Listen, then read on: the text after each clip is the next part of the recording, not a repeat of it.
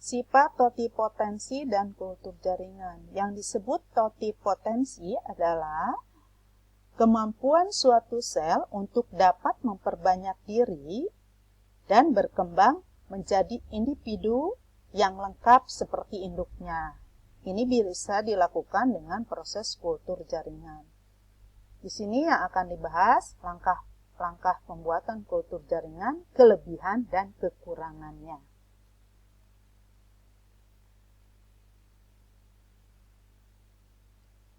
Ini ada salah satu contoh totipotensi dari wortel yang dipotong. Ini dipotong, diambil sedikit saja, gitu ya. Lalu dimasukkan ke dalam cawan Petri. Nah, ini setelah 4-8 minggu akar akan tumbuh. Lalu menjadi wortel yang sifatnya sama persis seperti induknya. Itu sifat totipotensi dari tanaman. Nah, langkah-langkah pembuatan kultur jaringan yang pertama, pemilihan eggplant. Inisiasi, sterilisasi, multiplikasi, pengakaran, dan aklimatisasi. Nanti akan dibahas satu persatu. Yang pertama adalah pemilihan atau penyiapan eggplant. Sebelum melakukan kultur jaringan untuk suatu tanaman, kegiatan pertama yang harus dilakukan yaitu menyiapkan eggplant. Ini harus eggplant ini, gitu ya, harus benar-benar jelas jenis, spesies dan varietasnya, serta harus sehat dan bebas dari hama dan penyakit untuk menghasilkan suatu tanaman yang benar-benar unggul. Yang selanjutnya adalah inisiasi. Tujuan inisiasi adalah pembuatan kultur media dari eggplant. Ya, eggplantnya medianya bisa berupa agar-agar yang bebas mikroorganisme serta inisiasi pertumbuhan baru. Ini, ya, kultur ini harus benar-benar antiseptik, berarti bebas dari mikroorganisme. Sedangkan aksenik berarti bebas dari mikroorganisme yang tidak diinginkan. Gitu ya. Ini jadi harus benar-benar steril.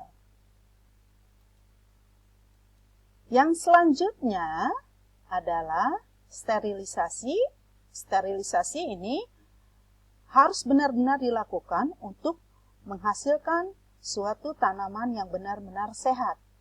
Nah, ini sterilisasi itu dengan cara alat-alat yang akan dipakainya itu diberi atau dibersihkan dengan etanol, gitu ya, dibersihkan dengan etanol supaya benar-benar steril atau bersih.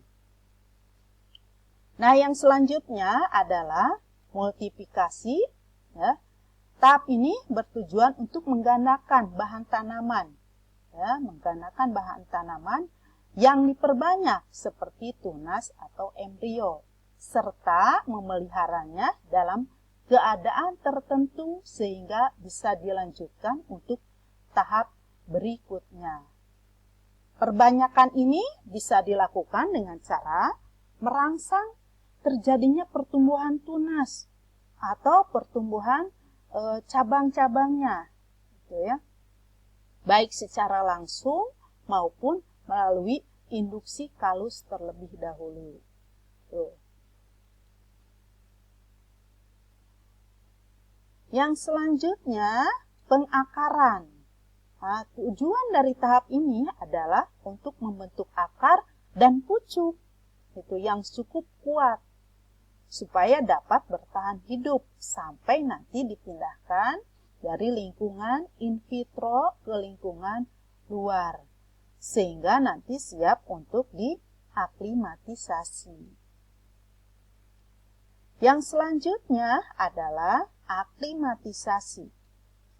Ini merupakan suatu proses yang kritis gitu, karena sering terjadi kendala dalam proses ini.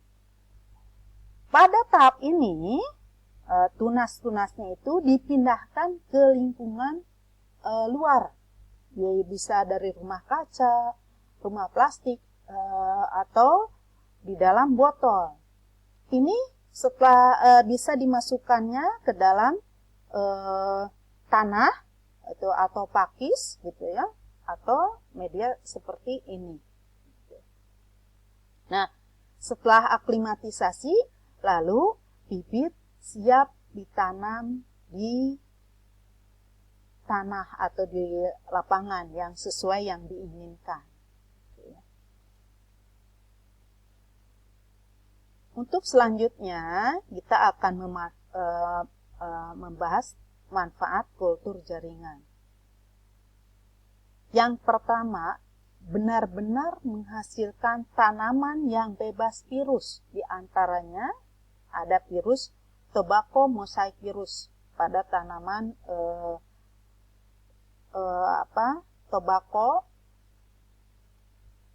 pada tanaman tembakau, atau potato virus pada tanaman kentang. Melestarikan sifat tanaman induknya. Jadi ini akan sesuai dengan induknya hasil kultur jaringan itu. Hasil tanaman barunya yang dikembangbiakan dengan kultur jaringan jumlahnya akan lebih banyak dan seragam. Terus melestarikan tanaman yang hampir punah. Ini terus mempertahankan keaslian sifat tanaman. Karena tanaman hasil kultur jaringan akan sama persis dengan induknya. Nah, yang selanjutnya kekurangan kultur jaringan. Kenapa jarang digunakan kultur jaringan itu untuk skala-skala kecil? Karena memerlukan biaya yang besar. Karena harus dilakukan di laboratorium yang benar-benar steril dan menggunakan bahan kimia. Terus memerlukan keahlian khusus, memerlukan aklimatisasi ke lingkungan luar, karena tanaman hasil kultur berukuran kecil dan bersifat antiseptik. Jadi kalau misalnya tanaman yang biasa mah bisa langsung ditanam di tanah, kalau ini mah harus ada penyesuaian dulu sebelum ditanam di tanah.